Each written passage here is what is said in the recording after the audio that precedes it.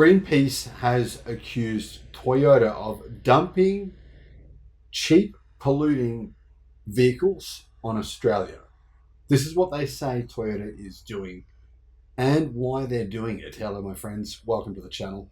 I'm Sam Evans. You're watching the Electric Viking. Great to see you all. Greenpeace has accused Toyota of using Australia as a dumping ground for its dirtiest cars. And you may be thinking, oh, it's Greenpeace, they're exaggerating. It's not only Greenpeace that has made these comments, by the way. Numerous organizations have accused Toyota of this. And there is a little bit of truth to this because realistically, Toyota has intentionally not sold any EVs in Australia. It's intentionally not sold a very large number of the plug-in hybrid and hybrid vehicles that it has for sale, not on offer. Basically, the reason for this, the key reason, Australians just love Toyota and they will buy Toyota no matter what the engine is, they just buy it.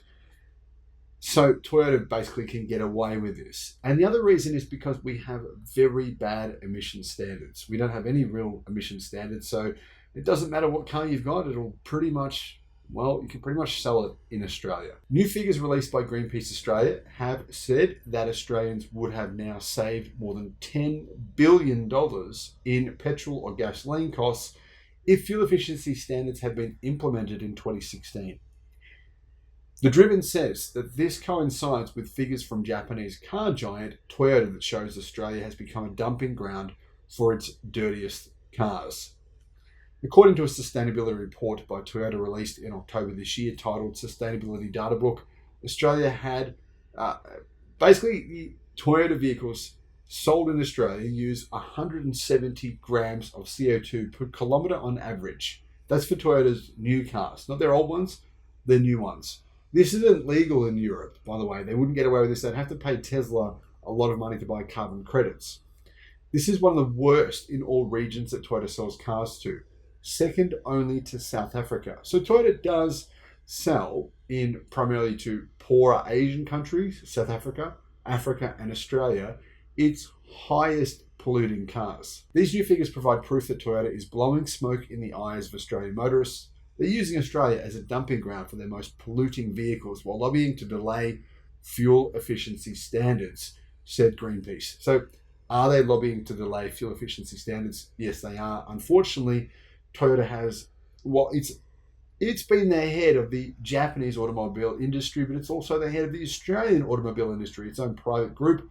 The Australian automobile manufacturers have basically a body.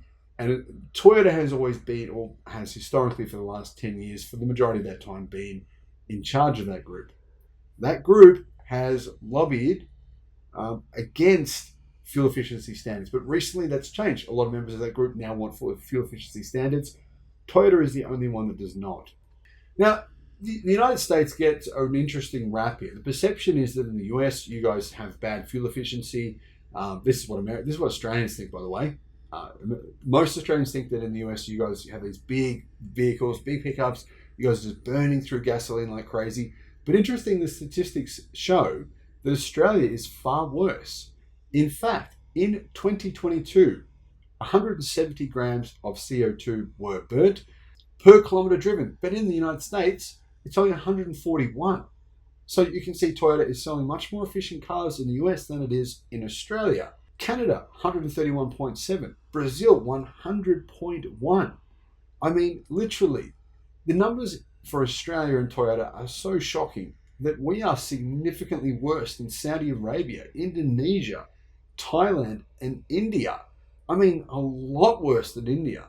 It's actually pretty obvious proof that Toyota is, in fact, dumping its most polluting vehicles in Australia. And unfortunately, I think a lot of Australians just don't realise this is happening. They don't realise that the vehicles they're driving are basically slowly killing them. And not just them, but people around them, people breathing in that air.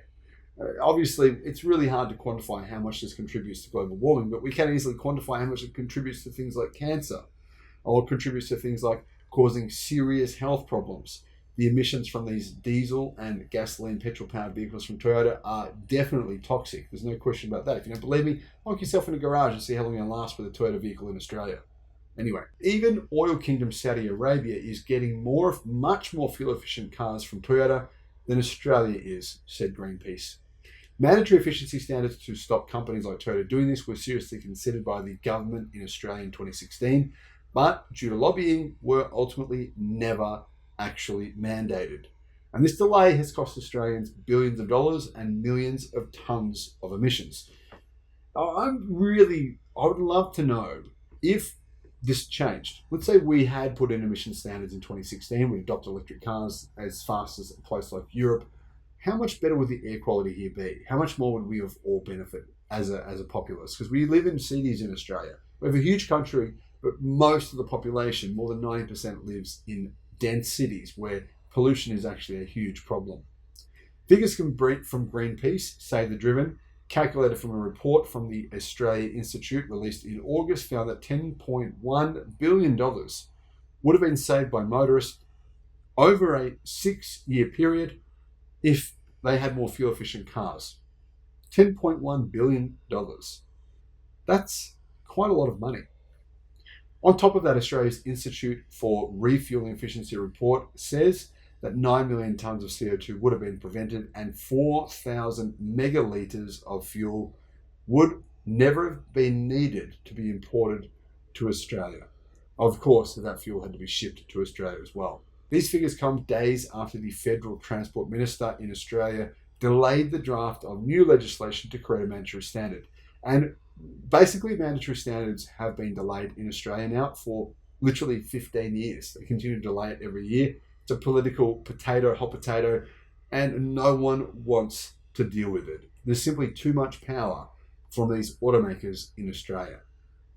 Despite being recommended by government inquiries and being committed to by multiple governments, Australia still has no mandatory fuel emission standards for vehicles at all.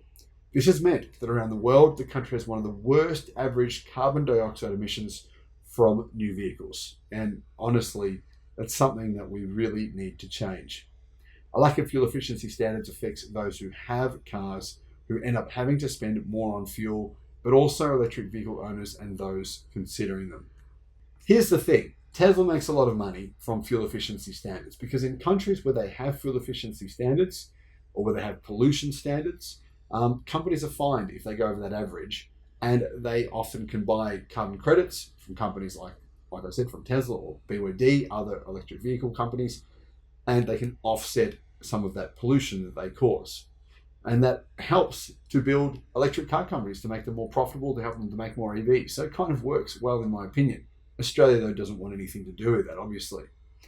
Australia, without those standards, misses out, meaning longer delays on electric vehicles and other low emissions vehicles. And if you don't believe the longer delays on zero emissions vehicles, the two biggest car groups in the world, Toyota and the Volkswagen Group, they sell almost no electric cars in Australia. Toyota has none. The Volkswagen Group, the Volkswagen brand, right now has exactly none. They do have the Cupra Born EV, which is, it's not too bad, but it's obviously a very niche product. So realistically, the Volkswagen brand, the Toyota brand sell no EVs in Australia, and there's just no incentive for them to do so. Every month that ticks over when nothing's progressing on a vehicle emission standard is another month of petrol, gasoline and diesel sales, another 6,000 diesel vehicles on the road that will stay on the road for another decade. That's what was said by the Australian Electric Vehicle Association National President Chris Jones. Every time we kick that can down the road, we're making our task harder. Research has shown this would not be unpopular. There's actually a lot of support for this happening. So politically, it wouldn't be a situation where you're going to be voted out if you make this happen. People actually support it. In 2021, a nationwide survey called Climate of the Nation showed 65% of Australians support a national fuel efficiency and emission standard, similar to Europe's. But by now, I'm going to guess that figure would have increased. What are your thoughts? Let me know what you think in the comments. Thank you for watching. Bye-bye.